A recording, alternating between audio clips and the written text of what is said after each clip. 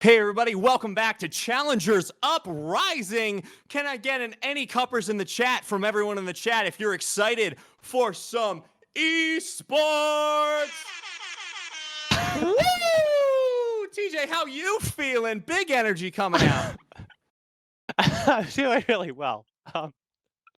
I do want to just talk to chat. We did have a little bit of our conversation. We call it a postmortem on our cast after leak over. I want to stress me and Matt like each other a lot. We work very well together. That means we're really open and honest with our feedback to each other. And that shouldn't have leaked. It sounded a little rough out of context. Matt, you're a wonderful caster, and I love you.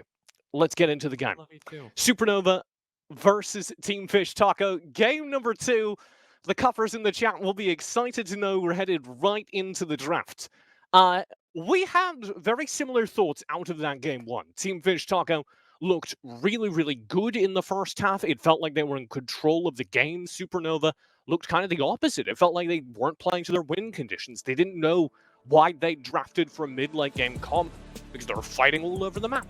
And then they figured it out. They stopped making mistakes, and TFT stalled out. If I can steal an analyst phrasing, and I'm sure the analysts in the chat will appreciate this, I'm going to say that they pushed their disadvantage in the early mid-game for the side of SuperNova, which is a really fancy way of saying that they just kept forcing when they had absolutely nothing in their favor. You know, you have a Wukong who hasn't even finished the first item. You're trying to have him fight in these 1v1s against that Volibear, particularly. He's back, baby! He's back! And I thought Inches Heaven did a fantastic job of punishing. Yeah, Joe, I thought he did a great job of punishing in the early game. If we could get another, spin around panorama of the Volibear mode, it'd be great. Just keep your eye on that. Yeah, SuperNova on the opposite side, do change things up. I want to highlight, is that your Volibear mode? Yeah, it's the one where he goes, you know? You've seen that one. I know you've seen, yeah. You're not building. Okay, we'll talk about this after the stream. On air, but off air. Strumpfist on the opposite side in the mid lane did look really, really good at the beginning of the game and at the end of the game, but it wasn't quite the performance we were looking for in the middle. So I'm gonna say this Syndra makes me happy. Yeah, so the problem I have here. That SuperNova already had a great mid to late. Syndra just strengthens their early, so I think Strumpus is going to have a little bit of a tougher time against this one. Like, this is so much pressure coming into this. I'd also like to shout out to the set, which could be literally anywhere. Oh, hell yeah. I'm super excited to see a set. I do want to highlight, as you're talking about how set is your dream, that your girlfriend in chat, I did just see Lucia chime in and say you were single after you did that Volibear mode. So the benefits of 2 monitors. He's on the market, apparently. Let's talk about Lee Sin. He's just been drafted. That's another pickup for SuperNova of a jungler that really kind of bombed in the first half of game 1. We saw some heroic plays as we left it, but he lost jungle. Yeah, the one caveat I would put on that is that this has been, since the Odd Orange's career began, his best champion. If you're going to blind pick a jungler, well, this wasn't blind, but if you're going to pick a jungler, you have no idea what the rest of the map is. For the Odd Orange, it's 100% Lee Sin all the time. Happens to be very strong in the meta as well. So this is completely what I would expect coming out from them. On the other hand, the Vladimir pickup, I'm in. Like, I'm not sure what they're going to do with it, but I'm just interested in how this is going to go. Once you hit level 9 on Vladimir, he is going to be able to out-sustain a lot of that Syndra damage sans ultimate. When the ultimate gets in the mix, she may still be able to kill him, but once he hits that level 9, he's going to have so much strength. I'm assuming that's mid Vladimir, because otherwise that'd be a mid Volibear, and that's sick, but probably bad. I also saw a support Volibear. It was sick and bad. Alright, well, I can take both. Let's frame this within the context of the last game. SuperNova did really look clean in those team fights. They did really look like they sorted out their win conditions in the mid-game and played to them very effectively. So I'm still looking at SuperNova as a team that will win 5v5 team fights in the late game if we get to them, and I do not think the addition of the Vladimir is enough to change that. However, that Aphelios definitely does. That gives TFT a hell of a late game win condition, and the Ezreal that is normally drafted to play into the Aphelios to counter the 200 years of game design experience is already banned.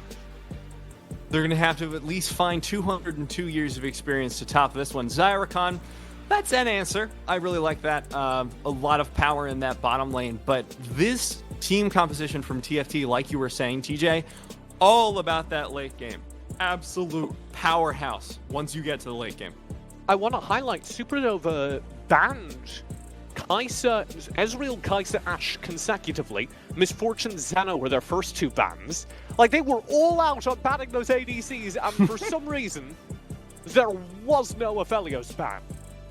I guess they wanted them to pick it, but I'm not quite sure why. First off, I'd also like to point out thank you to producers Lauren and producer Joe, because the Zyricon splash art is like together, and that's fantastic. Like oh, that's what producer we're talking Joe about. That's coming the in with the good Wumpa combo. Oh my god, that chimed right in with it. That is genuinely beautiful.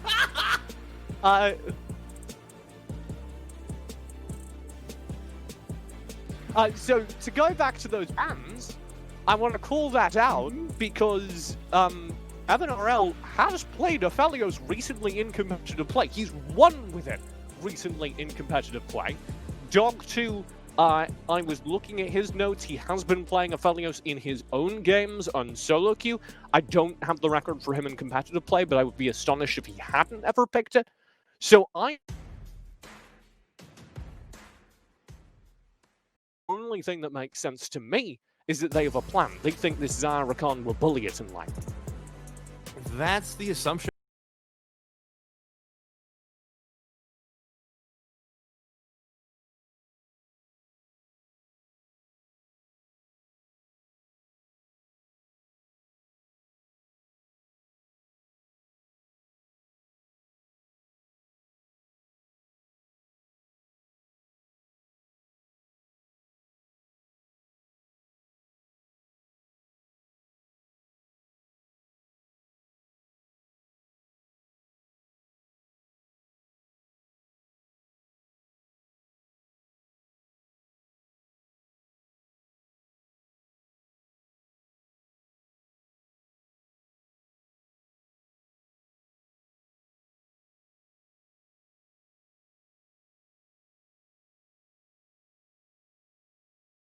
Favorite thing in the world because I felt like their success came, or their failure in the early game came because they emphasized their bot line. You saw MNRL and he did, to their credit, scale into the late game and carry the game, but SuperNova can't rely on it getting that far every time. And I'm worried that that's where we're headed. I'm worried that we're going to see SuperNova seed an early game again. ECL in the top is a possible turn for that. We can see this set in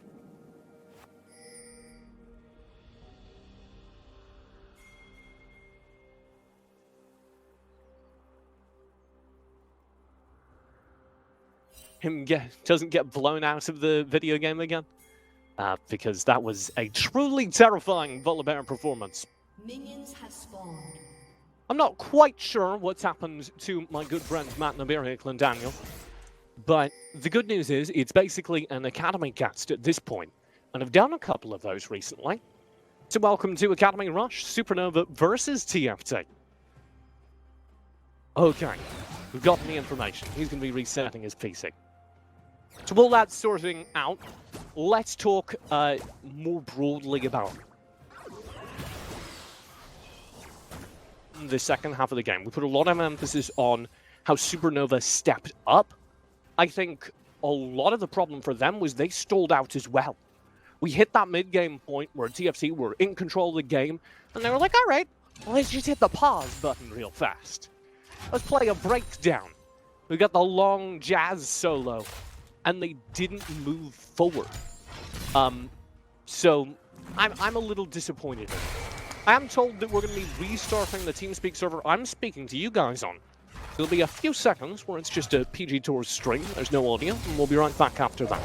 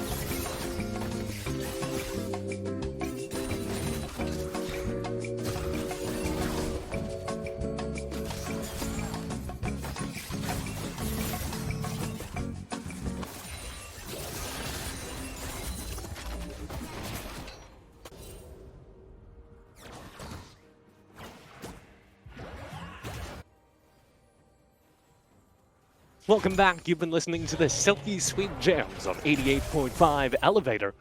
My name is TJ, and we still, I believe, have Matt. I think we rescued you. I hope so. All right. Well, I think we're still working on getting you some pictures. But I do for have now, a we got picture. you some sound. You It's have moving. pictures. Oh my God! What is this witchcraft? They've invented the moving pictures. What should we call them, TJ?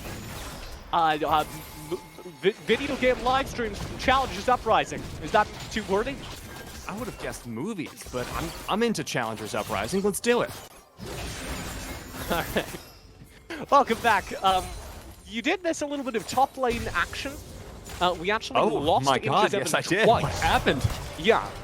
They have been hard committing to shutting down this volley, and you're about to see another instance of exactly that same matchup. I'm gonna make a bold prediction here. Inches Heaven is just like out of the game at this point. Till the mid lane. I would like to see him go for a really defensive build at this point. I've seen some Volibears go for Gunblade into Thornmail. I'd like him to go for like Warden's Mail into Bramble Vest into full Thornmail. Here is the way those kills came through. Okay, first of there's all, one. PCL just outplayed the gang. And then second of all, Orange was there. When you need him, he slides into your lane. And it gives SuperNova an early lead. As SuperNova win that game, or start this game strong. And they won game one. TJ, I would like to... Look, I spoke out of turn. I would like to point out that this would be the first game win for either team if they win this series. This would be the first series win. Yep. Able to pick up Always Plan Ahead already in the mid lane. Rosethorn trying to go back in. Oh my God, everyone's here in the mid lane. Run, Rosethorn! Your mid laner's dead. Run for the hills. As Stropus gets the kill. He turns it! A double kill before they finally take down the Strumpus. And he earns his accolades that we've been giving him all broadcast long. Here's another look at it. Always Plan Ahead starts this so bad. Rosethorn will go down, and then Strumpus just hands the carry. Yeah, he's just waiting for the Crimson Rush, and I really did not expect him to find it. Odd Orange going back in here was like so suicidal.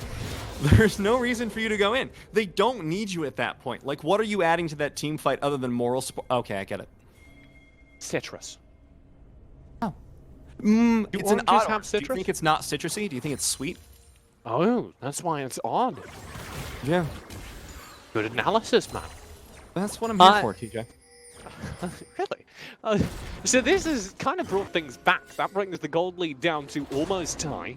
That means that TFT are back in a... Oh, dear. Oh, no, it's the Faker blue buff transfer all over again. You ever see that clip, TJ? I know you're newer to the League of Legends scene, but there's this infamous clip of Faker trying to take a blue buff from his professional jungler for a good, like, 30 seconds. The funniest thing I've ever seen. TFT taking notes from the best of the best there. Yeah, Really really. to see it, Strumpus. This can only bode well for Strumpus' career going forward. If he follows Faker's trajectory, he should win Worlds this year. Write that down. That's a prediction. Strumpus will be able to get that to the blue desk buff about that eventually one. and head back. I think I know what they'll say. Head back. Oh, we got the we clip! have the clip! What is this? Producer Joe! Into the archives! He reaches into the library! I do not He got believe the it! blue buff! Very well done. Anyway, That's Strumpus. yeah. Pretty one-to-one, really. Man, Ezreal mid. I miss Ezreal mid. Can we just chat? Can we get any Ezreal mid followers in the chat? It's like any cuppers, but it's less The likely to be Black true. Shield! Did you see that on reaction? Black Shield keeps Doug Till up. That was so clean. That's why I talked through it, TJ. I just had faith in Wispe the whole time. You know, sometimes when you see a player just so on point, TJ, you just don't even mention it. You're just like, yeah, he's just doing his thing.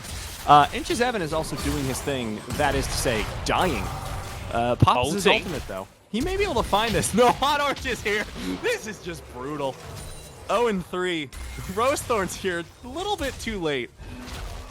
Back up. Yeah. The pole's right back up. That means you've got the Haymaker as well. Rosethorn down to half HP, thinks he can get this, but the double flash, he finds nothing. He's got a bow slow though. And yeah, here comes Strumpest, man. That's Indiana Jones, not Jaws.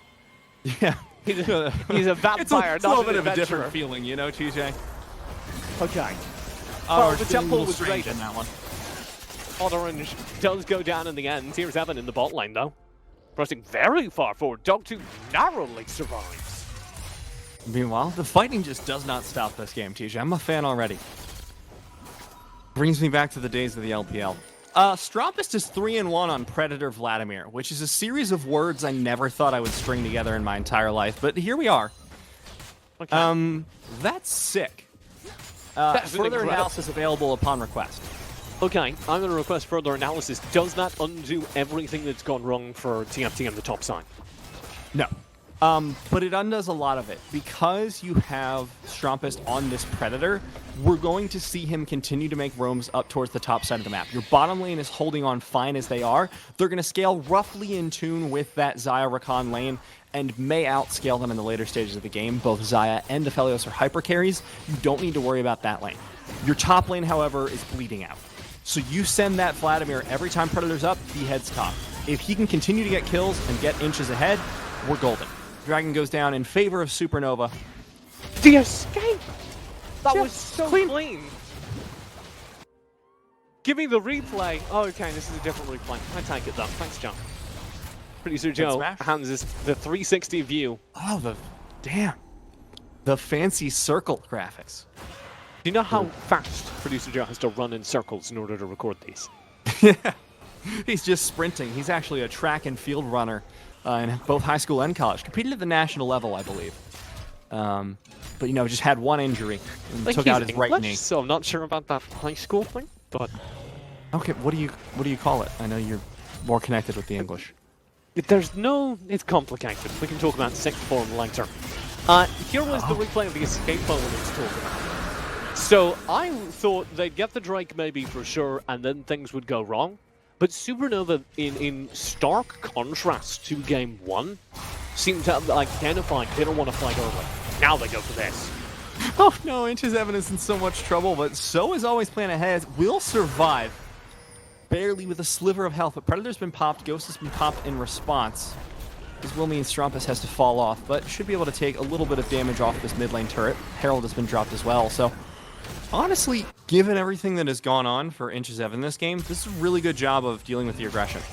I say that as he gets head slammed into a wall, so never mind. He's going to get taken out here, almost certainly. Again! The Haymaker seals the deal, and the Rift Herald chips away in the mid lane. This is wild. We're seeing a complete and utter focus on the top lane for SuperNova, as just everything on TFT gets poured into Strumpest and Nick. Which I think is the right investment for their team. Rosethorn's coming in for the return of the gang. Always Plan Ahead should know about this. Like, once you see a Vladimir with like 200 HP proto-belting into you, you start running. Because Strumpest, I guarantee you, is not stupid enough to do that with no health. But, oh god, the knockup comes in. TJ the Ignite as well. He's surely dead, but I'd never say that about a Vladimir. He's able to just one-shot glide, and this fight finally gets shut down. But on Orange is going to be another trade, and always plan on the run. Can't keep Wispe behind him. He's gone as well. A dominant trade in the mid lane for TFT.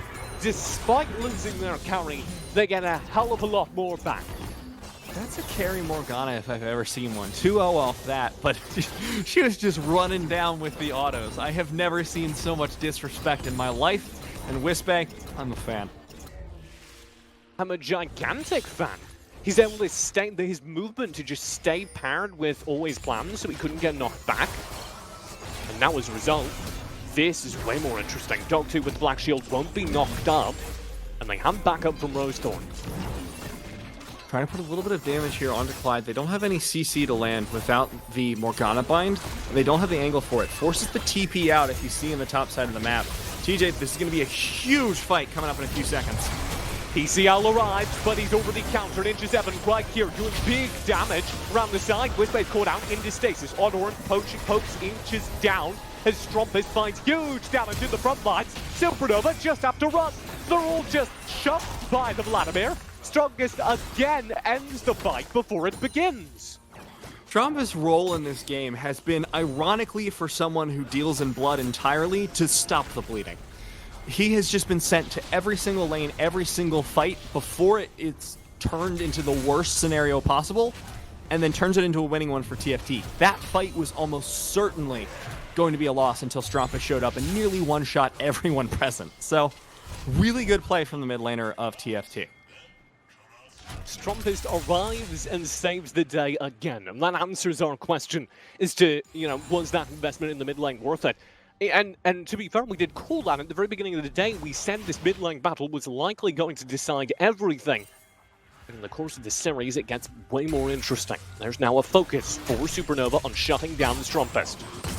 Oh, they may be able to find him here. He is so low on health. I don't think he has the Q up just yet. Has it, but it's not enough healing. Wonderfully done. And now SuperNova have gotten a second shutdown. This is very big because TFT's path into the game was all through Strumpist. There's no way to paint this well for TFT.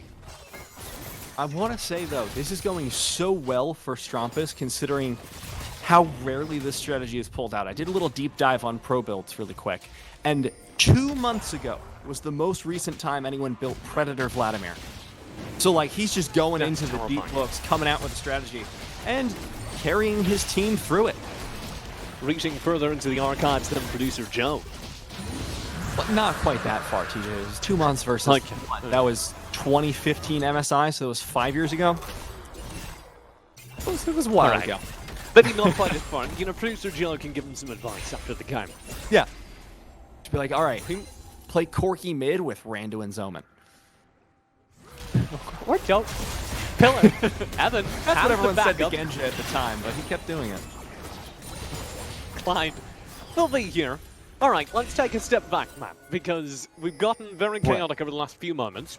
I think it is fair to say SuperNova have taken control of this game, but it is by no means over. Even on gold, TFT don't have a winning team fight, but they have Dog2 scaling into one. So I would say rather than SuperNova finally being in control of the game, they've had control sort of since minute one, since I tuned back into the broadcast. They were in control. Strumpist was slowing down the magnitude of their control. Now we need to see if it's been enough. The team fight starts off. Inches Evan's been kicked out, TJ. Yep, always planned. Not quite able to chase that down. Watch Evan with the Feather Storm over the wall. He gets to safety, and Strumpist is hot on their heels. If he can grab Evan and Clyde, that's huge, and Evan goes right over the wall, right into his waiting arms. And that embrace is a deadly one. Poor Evan. Didn't know exactly what he was stepping into. That was a really weird choice. Okay, Clyde's just going to suicide to the tower. I like that. Please GF, by the way, coming in as Evan's tag. So if anyone's interested, apparently he's available. Or Clyde's tag, rather. I don't know about Evan RL. Yeah, don't put Evan under the bus here. You know how many Twitter DMs he'd get if people thought he was singing. I'm not putting him under the bus. I'm trying to support the boy Clyde. Oh, you know, if he's. I got it. Yeah, I support our players in amateur. I'm supporting the amateur scene in my own way, TJ. Oh my God, Strumpist. Don't get the turrets. We'll have the Crimson Rush in a second. Yeah, it's available. My God, he's alive. TJ, he didn't get anything though. They play that so well. Back away from the raid boss. Don't let him land any tags on the Hemo flank. For that reason, he's out. Come on, TJ, we need to evolve the formula. He's not just out, he's been chopped. Or I guess kicked. Yeah. No, SuperNova do get, I believe, that Rift Herald. Or sorry, that was TFT. Yeah, that was TFT. Colorblind. It's okay. They're capitalizing on the advantage that Strumpist has made for them, and I think this is the way they need to play. If Strumpist is still able to draw that much from the enemy team, it's fantastic. And Ancient Evan's just pretty sure going to die here again, because Odd Orange is coming out as well. Odd Orange and his timings on PCL have just been beautiful. Hello, and goodbye. Or ahoy hoy, as we learned he ought to say. I don't know if that ought to, TJ. Alexander Bring Graham it Bell back. had some great ideas, but clearly some bad ones. I'm bringing it back. I think it's the etiquette for the 21st century. I think if you're a cereal brand, I know who could do this. Product integration, Chips Ahoy. Okay. Should Chips answer their Ahoy. phones with Chips Ahoy Hoy. And the Ahoy Hoy. Okay. I don't know when Chips Ahoy will be selling a cell phone, but maybe it's one of those, buying 10 cereal boxes deals. Oh, maybe they could PCL. sell like SIM cards Okay. that look Alright. like chocolate chips. Now you sold me. I'm working on it, TJ. I'm taking a step up from Cubby, our marketing major. I mean, you've got big competition. Yeah, I'm learning slowly. I'm learning from the best, Rose Thorn. And there's a lot to unpack in that sentence, Matt. We're just going to keep plowing right on forward. Rose Thorn and co. do want to get back aggressive here. We were talking about how SuperNova have been in control of this game. I think with Stromfist shut down that's there, our pressure very much is on Dog2 to turn this, and he has to flash out. This is so dangerous, Matt.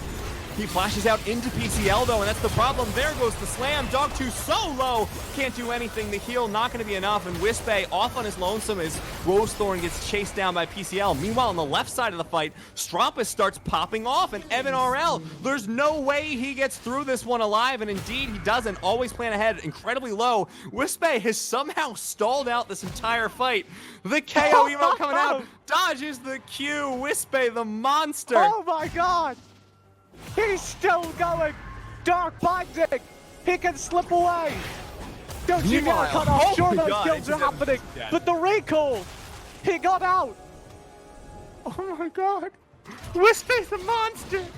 Wispe's my MVP. I don't care what the analyst desk says. They better agree with me. 2-0-1 on Morgana with the cleanest escape I've ever seen. Just made the Predator bored. On Orange just gave up. He lost track of where he was and just said, I'm done with you. Defensive strategy I've yet to see from a creature in nature like David Attenborough being like, and yes, we have bowled the Predator to death. Let's just watch this again. The solo Odd Orange hunts Wispe through the bushes. Oh my god. That movement there, the Dark Binding, I don't think he had vision on them. That was just prediction. And Odd Orange just dips. Odd Orange decides there is other prey that is more easily accessible. Unfortunately, the more easily accessible prey, TJ, was the Ocean Soul. So this is looking rough for TFT. But you know what this means? It is very likely that my dog was wrong. I should sound less positive about that, but I promise she'll get treats later, so it's okay. She woke up when she heard that. I was the only one of the entire desk to predict SuperNova 2-0. Exactly, which means, TJ, our cast, more correct than the analyst desk. Just saying. You're right, 50% of our cast was correct. 0% of that so-called analyst desk had the right prediction. That's the first time they've let us make predictions Series as well. 2. Just saying. And, fun note, that's actually the last time they'll let us make predictions.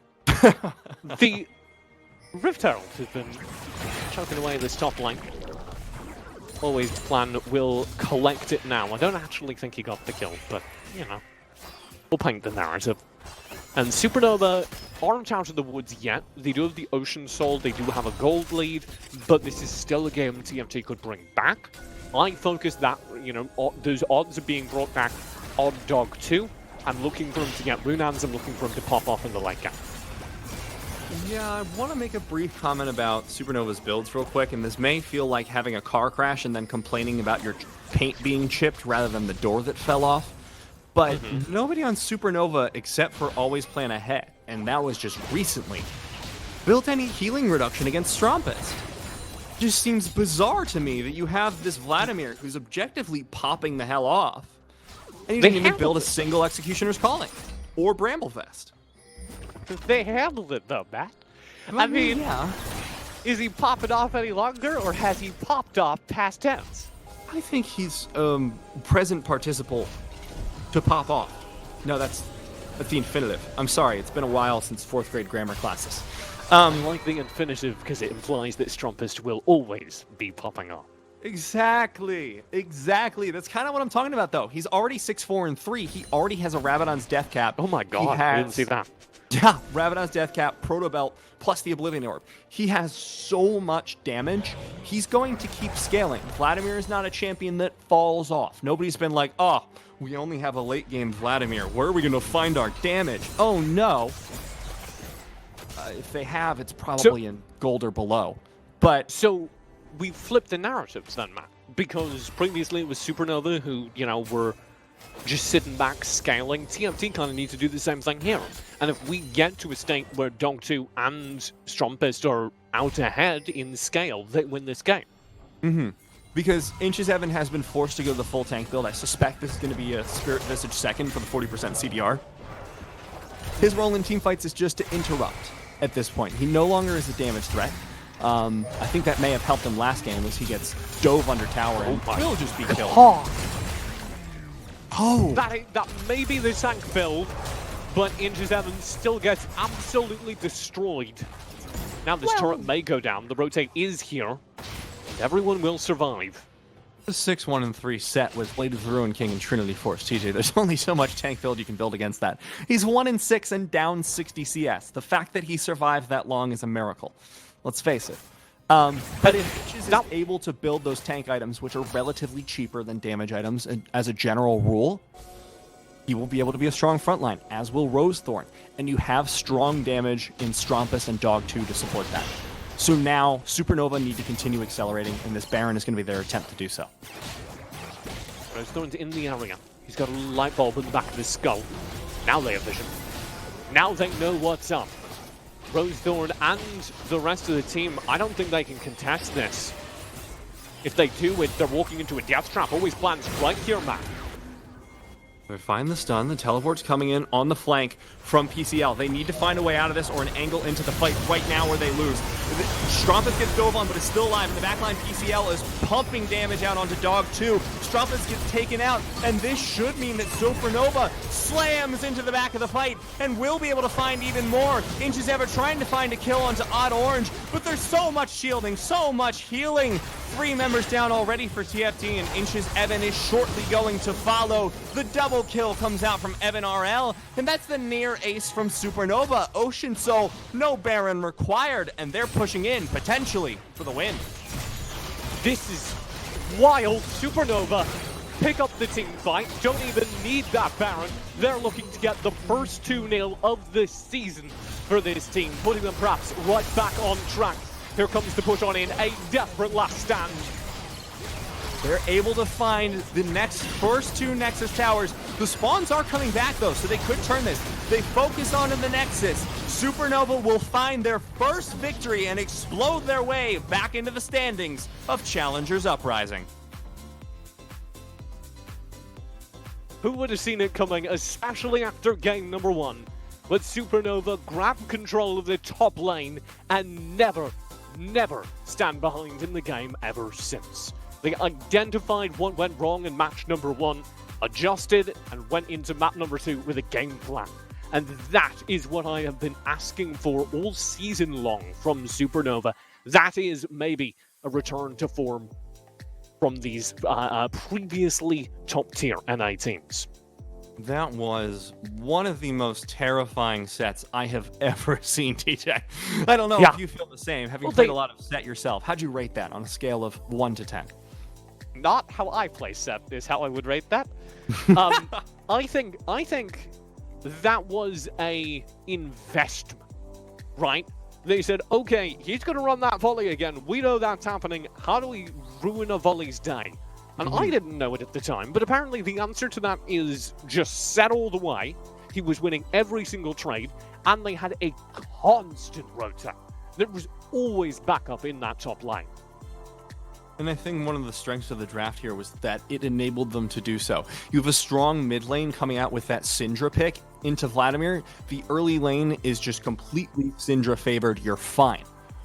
Going into the bottom lane as well, Xayah Rakan, a super safe lane. Tons of damage, sure, in the later stages of the game, but early stages of the game, if Rakan takes damage, he just has an 1100 range dash over to Xayah, and he's completely safe. And we were so worried about that mid lane battle. We were so worried about Strumpist getting ahead. And we completely undervalued how the rest of the map for SuperNova had just been letting that happen. Sure, you let the mid laner get a few kills. Sure, that's scary. But if you are winning every other place on the map, it doesn't even matter. I was definitely in TFT's pocket for the early stages of the game. I was like, there's no way Strumpus doesn't pop off here. He's doing a fantastic job. And we can see that he did the most damage on the team by a fair margin. Just middle finger at the side of SuperNova. But very good. It wasn't quite enough because, like you said, they were bleeding a little bit over the map, but that set was never shut down. The Syndra there were a few kills going over onto the side of Strumpus, but it was never so big that TFT took control of the game. All Strumpus could do was stop the bleeding. Meanwhile, SuperNova were taking dragons, they were taking towers, they were taking heralds, and they ended up taking the game off of it. I want to draw the attention to that bot lane as well. Dog2 was supposed to be the turnaround, right? TFT had that Aphelios, and he was never on the board. And a huge part of that, I think, has to be to Evan RL, who both games this series was the carry. He was the hero for me. Yeah, he played absolutely fantastically on the Xayah. We'll not talk about that one accidental blast plant. That was no, we will not. Hard to watch. And Clyde did a fantastic job once again supporting them. That bottom lane is looking so incredible here for SuperNova, and I'm so happy to see them bringing in such a fantastic combo. A good day for SuperNova. We do have more games today.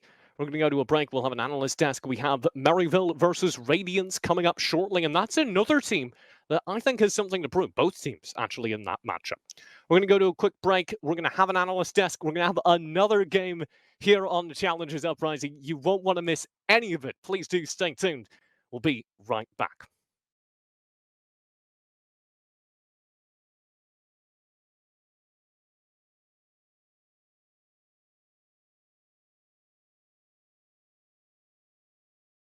Well, welcome, ladies and gentlemen. I just want to say, Smacks and Cubby, when we agreed that we were going to trust Foxy on this one, that was your guys' call. That wasn't mine. And you know what? I'm really disappointed in your decision-making. In fact, TJ was the only one right. Maybe I should just invite TJ onto the analyst desk. Smacks, are you ready to give up your chair?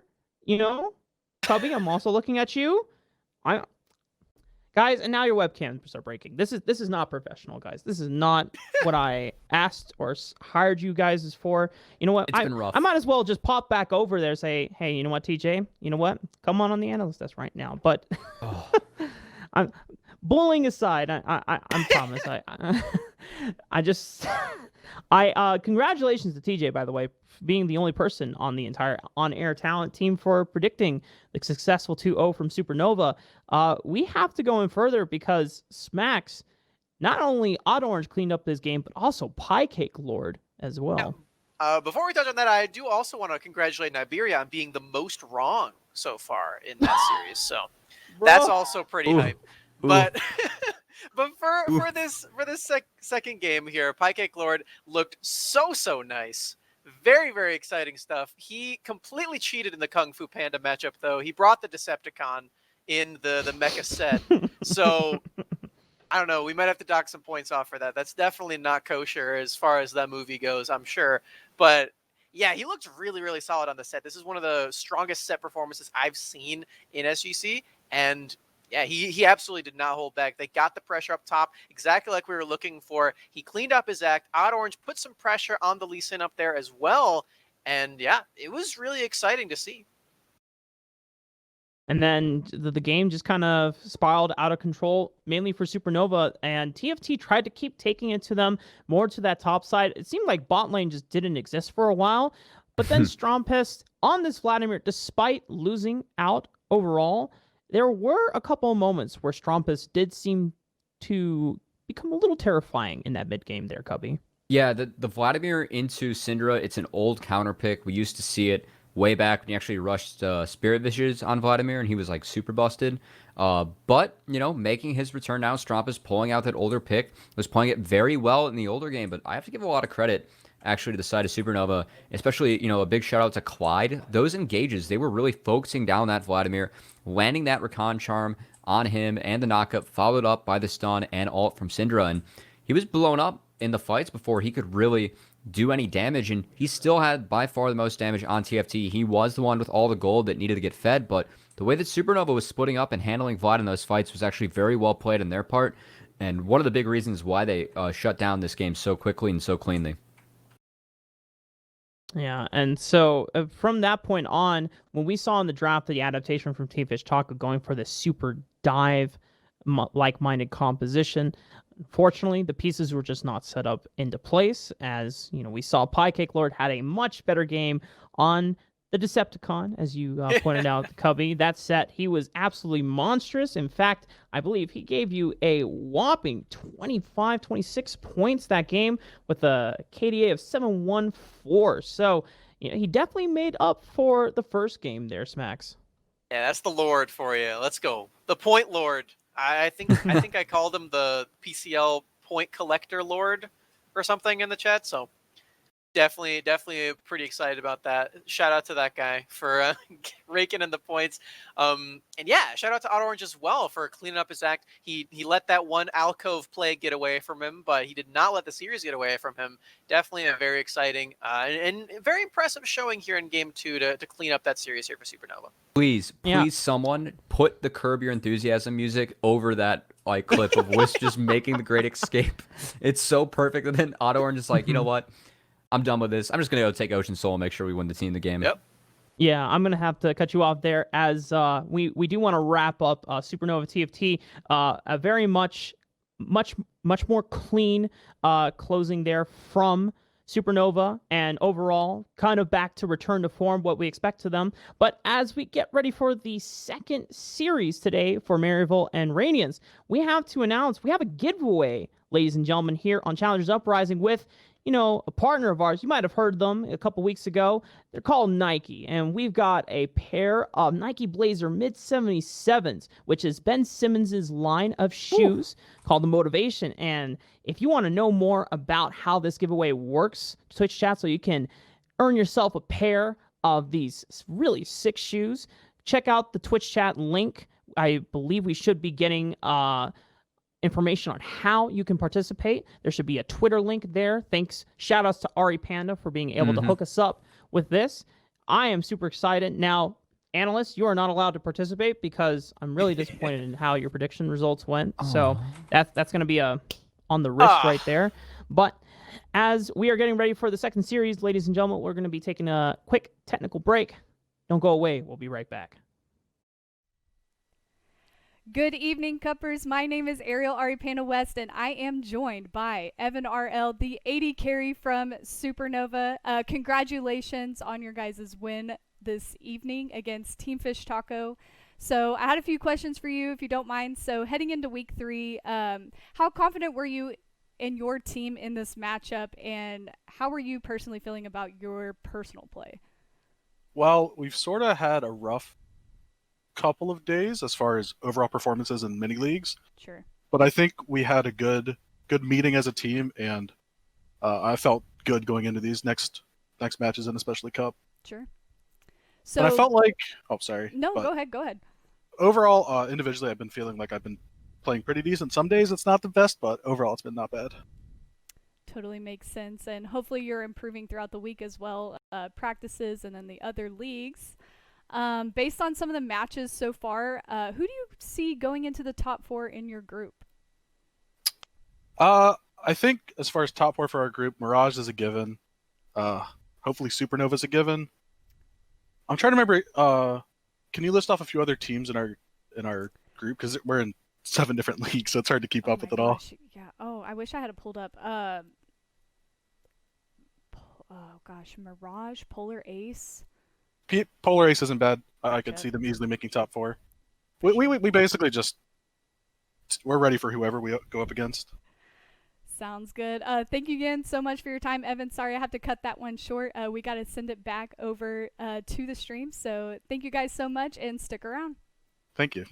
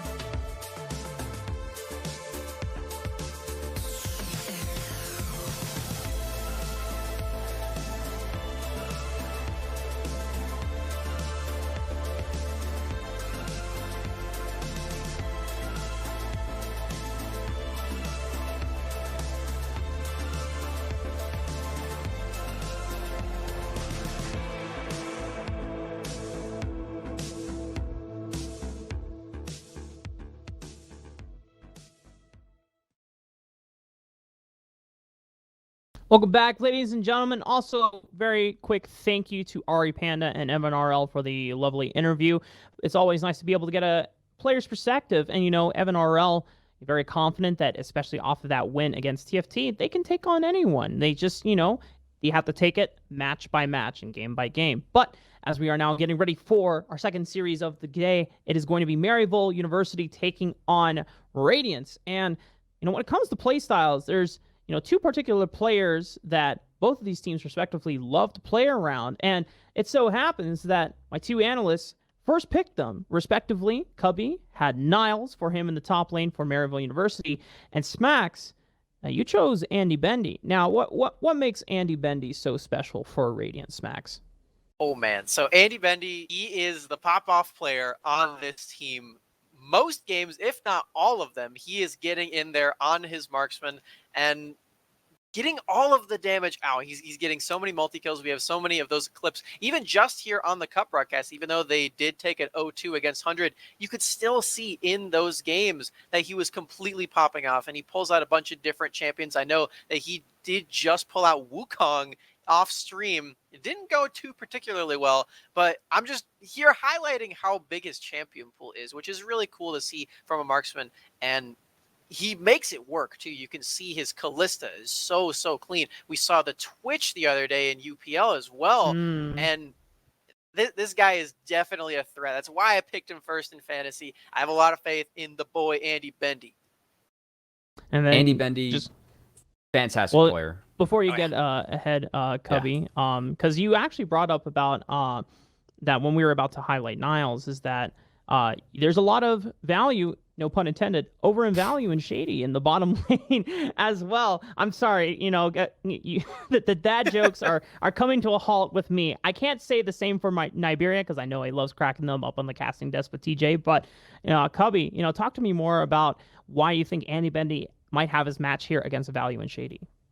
I think that you could make an argument that these are the two best bot lanes in Amateur going up against each other, with how much Radiance relies on Andy Bendy and Cow, having that wealth of experience. And also over on the side of Maryville, Value and Shady have been so solid as a duo. It really feels like it's the strength of Maryville and something that they've really worked on, because usually with Maryville, we're used to watching them play through Niles on the top side, giving him those carries. But I feel like the evolution of Maryville, and one of the reasons why they might have struggled a little bit more than what we're used to, is because they're trying to learn how to play through other lanes other than just Niles. And it really starts with Value and Shady in that bot lane of Maryville figuring out how to play against that next, or playing through them next. And I've seen a lot of success when Iconic does put his time down there. And even if he doesn't, I feel like Value and Shady, as a 2v2, can be extremely self-sufficient, can be extremely dominant at giving resources.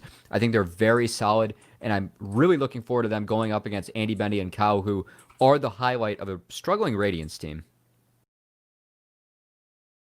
Yes, Max, this guy's putting a lot of work in for Value and Shady. Now, as the person who first picked Andy Bendy, is there any particular pocket picks that you're looking at Andy Bendy might be pulling out? You did mention something off air. I don't know if we're going to see it in the Maryville University matchup, but, there might be something along those lines here. Yeah, so I think that Andy Bendy is really well equipped to deal with the newly nerfed Death Dance. He was a guy who wasn't solely using those champions here in the meta. He wasn't the one who's just using the Aphelios and the Ezreal and the Kalista and all those Death Dance carries. He's playing the other stuff. He pulled out the Twitch yesterday.